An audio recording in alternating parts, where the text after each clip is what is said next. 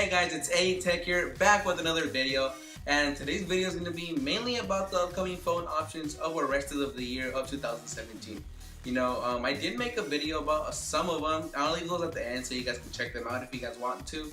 But maybe you're looking to get a new phone because your 2-year contract is about to come to an end and you're debating whether getting one that's already released or you want to see what the new manufacturers have to bring. So hopefully I can help someone make a decision with this video, and let's get into it, guys. Alright guys, so the first phones that we're going to be talking about are an Apple side, and I know, that I'm an Apple fanboy and who cares. Anyways, Apple plans on releasing 3 phones this year: the iPhone 7s, the iPhone 7s Plus, and the iPhone 8. Primarily the iPhone 7s and 7s Plus are just a refresh of last year's models, so they really won't have much to offer, rather than just a glass bag, wireless charging, an updated processor, and maybe, a camera upgrade. But on the contrary, the big star of the show is the iPhone 8. Not only will it only come in one size, but it will have a larger screen real estate compared to the iPhone 7s Plus.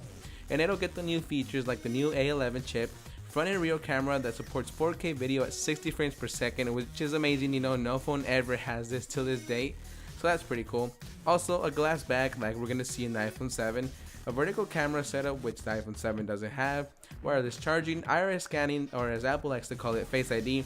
Overall I really recommend you getting the iPhone 7 if you're just coming from an iPhone 6 or an iPhone 5, 6s, or 7, because if you're not looking to break the bank, that's a good option, and it has decent hardware and pretty good specs.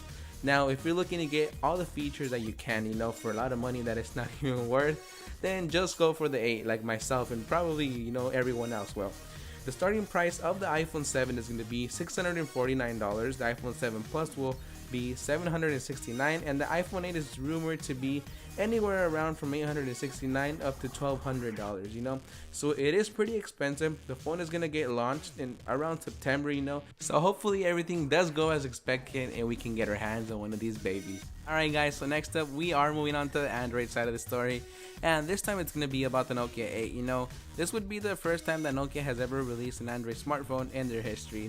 This phone is more on the phablet side, featuring a 5.3-inch display with the aluminum body, and the greatest feature that caught my eye was that Nokia said that this phone is going to be cool to the touch. So basically they're going to have better temperature regulating capabilities inside of the phone. I don't know exactly what they're going to feature, but I know that's that's what they're bringing to us. And I find that a problem with most phones, especially for me. I use iPhone 7 Plus as my daily driver. Whenever I tend to record anything more than 10 minutes or play games or videos any more than 10 or 15 minutes, the phone gets quite hot, quite hot to the point where, like, literally if someone calls me in the middle when I'm playing a game and I put it up to my ear, I can't keep it there for more than a minute. You get me? I mean, I do live in Arizona and it's quite hot here, but either way, that'd be great to see a phone that would always stay cool. Either way, the phone will be shipped with the Snapdragon 835, and it will have a dual camera setup with one monochrome sensor and with one color sensor, which is great for low light photos.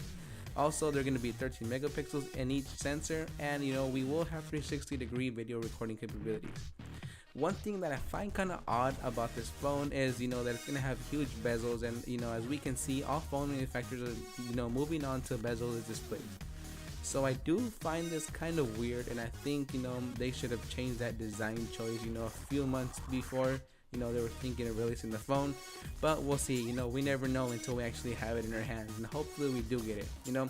But this phone is going to be launching in Europe in early September, and it'll have a starting price of anywhere from $700, which isn't that bad. If you're just looking to get pretty good pictures and pretty good performance and a sturdy phone, I really suggest you go with the phone like this. Alright guys, so now we're gonna be talking about another Android flagship that just started to go live for pre-orders for like about 2 to 3 days ago, and this is the Essential phone. This is one of the first phones actually on sale at the moment with a truly bezel-less display. It runs the latest version of Android, and it has a dual camera setup with color and monochrome sensors, just like the Nokia 8. It also has a pretty cool feature of the 360-degree videos, which you can buy the little add-on feature, and it just snaps onto your phone with magnetic connectors on there, and you have 360 camera on for you.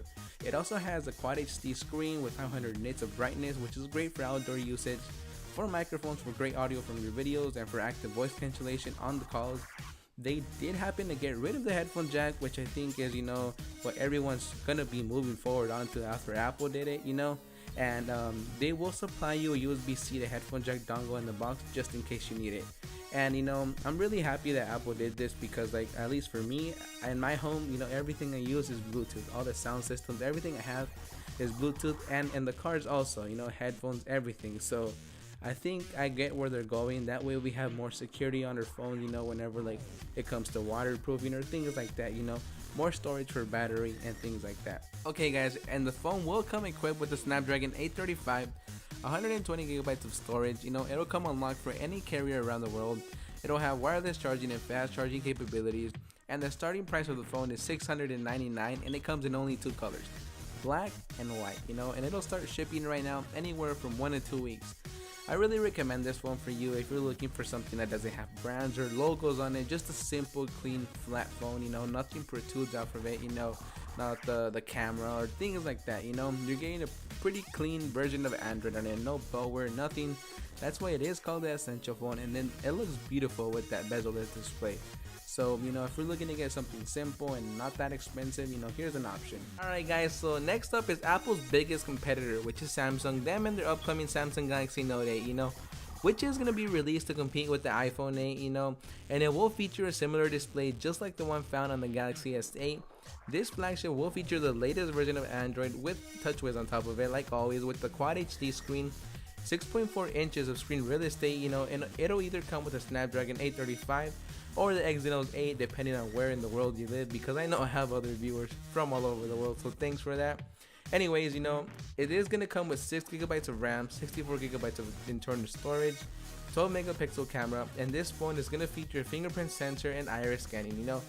I really recommend this phone if you're really an Android power user. With all this screen real estate, you can be really productive with this phone in your hand, and the phone is set to be announced this month, actually, from today.